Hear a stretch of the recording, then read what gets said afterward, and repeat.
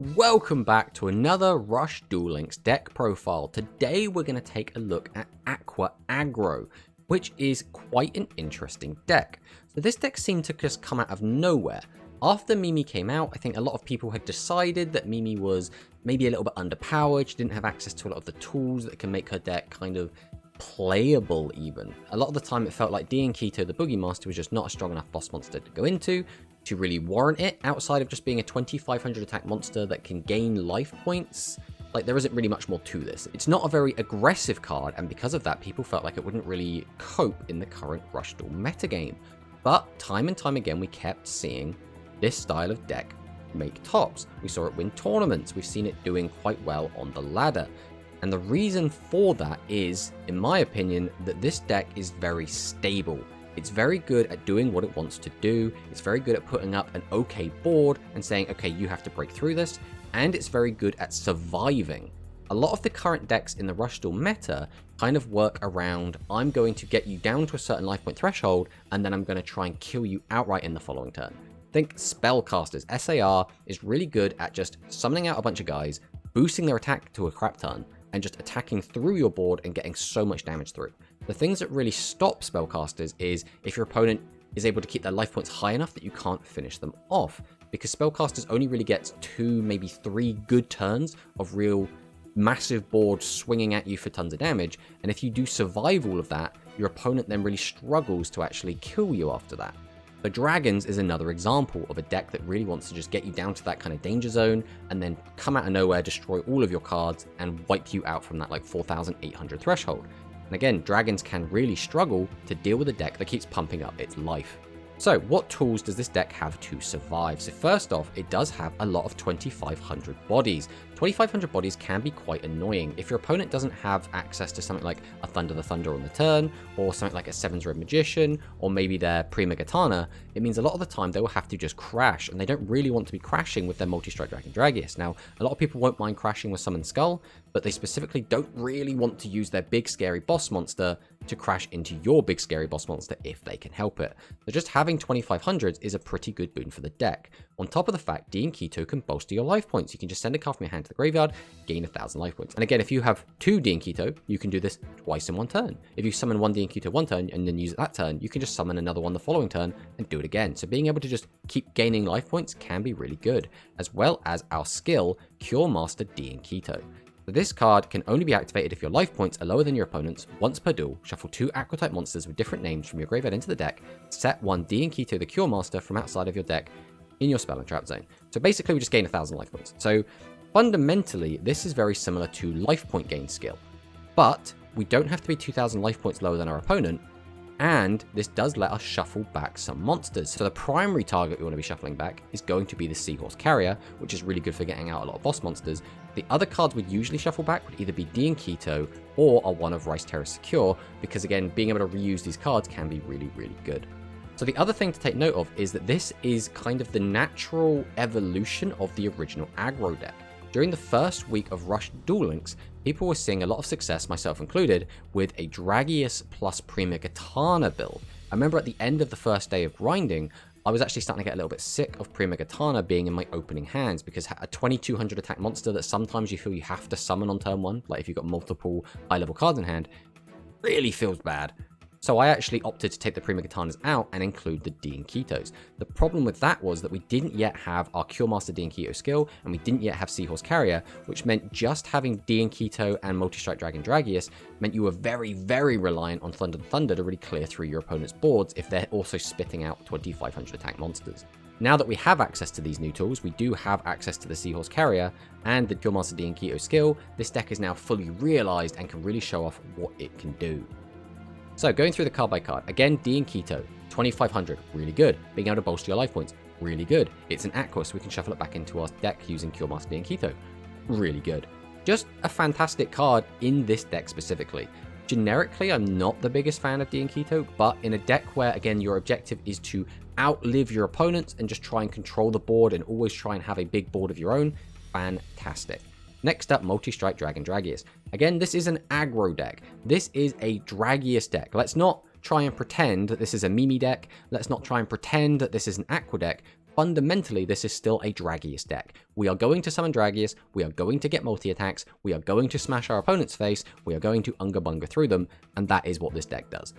Dragius, again, the best card in a vacuum, the best card in Rush Duel Links, so of course it's going to be here unless our skill says we can't use it. Next up, we have the one of Prima-Gitana. Again, Prima-Gitana is a fantastic card, but you don't want to see it early. Seeing this card early generally does suck. We want to see this late game when we've already got a board set up, or when we can combine it with our Dragius for a big combo turn. But we can pay 1,000 life points, all face-up monsters on your field, gain attack equal to the number of monsters on your opponent's field, times 300 to the end of this turn. So ideally, we're giving our entire board 900 boost. That is a total of 2,700 extra attack points, which hopefully converts into extra life point damage. Next up, we have just the one of Rice Terrace Secure. We can send a level 5 or higher monster from our hand to the graveyard, change attack position non-Aqua type monsters on your opponent's field to face-up defense position up to the number of face-up Aqua type monsters on your field. This card is already pretty good. Being able to change one monster's battle position can be enough to clear it. But because we're in an Aqua-centric deck, we can oftentimes use this on more than one card, which does come up and can be really, really powerful to change all of your opponent's boss monsters to defense and then be able to attack through them. Obviously in the mirror, this is a little bit weaker because we won't be able to change Diankito, the Boogie Master, to defense because it is an Aqua monster. Next up, one of the best cards in Duel Links. I would perhaps argue this is the second best card, if not definitely in the top 5, cards in Rush Duel Links right now, Seahorse Carrier. During the turn you normal summon this card, add one light attribute Aqua type normal monster from your graveyard to your hand. So in a meta where spell and trap cards are really, really poor, being able to just spam monsters is always going to be unbelievably powerful. Using a single Seahorse Carrier, we are able to summon out 2 boss monsters because we'll have 2 monsters plus 2 boss monsters in hand, plus a Seahorse Carrier. So we can go summon, tribute for the boss monster, then we use our Seahorse Carrier to get one of our other monsters back to our hand, summon, tribute both, summon out our second boss monster, and bam, we can have 2 Dragius on the field, or a Dragius and a Prima-Gitana, or a Dragius and a Diankito, and that is just really, really strong. But the thing that makes this card even better is it doesn't have any of the requirements that the other similar cards have, that being Karibot and the Sports Dragons, which say they have to be the only monster on your field when you use their effect. What that means is we can do this again. So if we have 2 Seahorse Carriers in our hand, we can effectively summon out 2 boss monsters and then end on another card such as a Canaan or a 1500 Beta, which makes Seahorse Carrier so unbelievably strong right now. And especially in a deck that wants to make use of having all of these Aqua cards and the ability to reuse this card, so effectively we could Seahorse Carrier 4 times in a duel thanks to our Cure Master Diankito skill, it just makes it that much better. Next up, one of the best staples in Rush Duel Links, Thunder the Thunder. Discard a card, 1 face-up monster loses 300 attack, always going to be fantastic. Sometimes that 300 is all you need to end the game, but more specifically, it is very good to allow your 25s to clear your opponent's 25s. If your opponent just has a Dragius in attack mode, you want to be able to weaken it so that you can clear it with your own Dragius, and that's always going to be such a fantastically strong play. Next up, Summon Skull.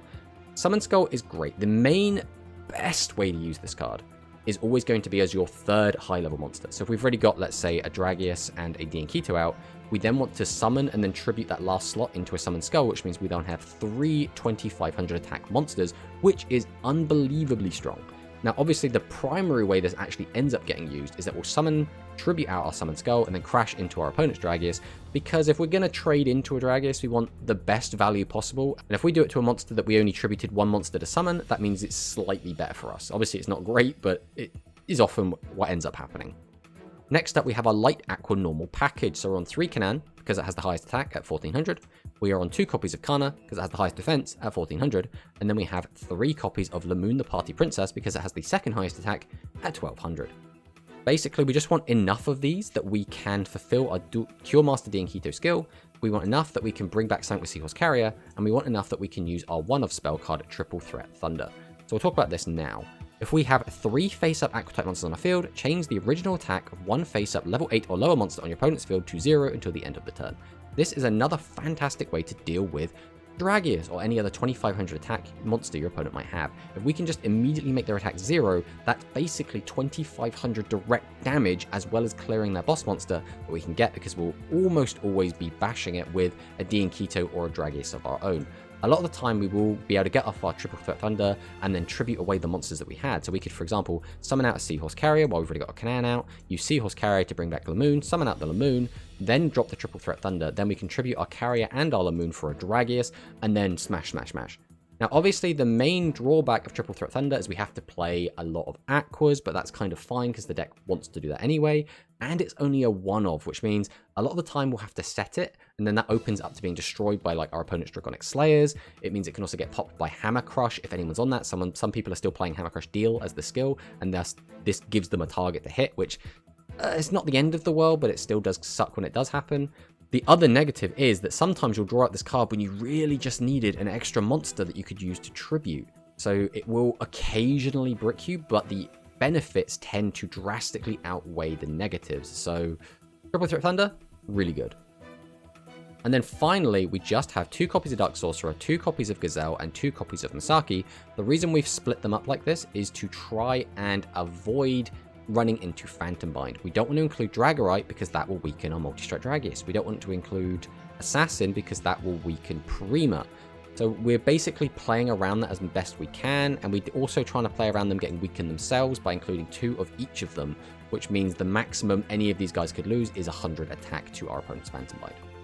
So this deck is really, really good. I don't think this deck really has terrible matchups.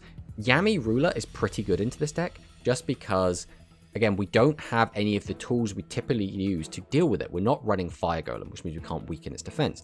We are not playing anything that can boost its own attack over 2500 outside of Prima Gitana, which means a lot of the time we will just have to run into a 2500 butt of a Yami Ruler with our Dian Keto or our Multi-Strike Dragon Dragius, which is the same issue that the original aggro deck had. It had a pretty poor matchup into Yami Ruler, but this deck can still hold its own.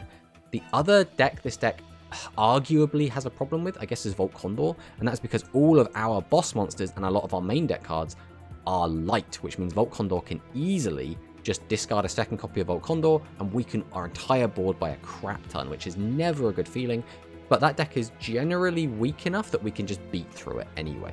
So this is the deck. I really do like this deck. I think it's very fun to pilot. It does feel a little bit more methodical than your standard aggro or your Dragoncaster build, but again, fundamentally, it is still just Multi-Strike Dragon, attack face, smash smash. So, you know, it's not a control deck. This isn't big brain. This isn't like a Yami Ruler deck. This is still just smash smash. But smash smash is still fun. So if you haven't tried this deck out, I would highly recommend giving it a go. Now, let's fire in some replays so I can show you what I've been talking about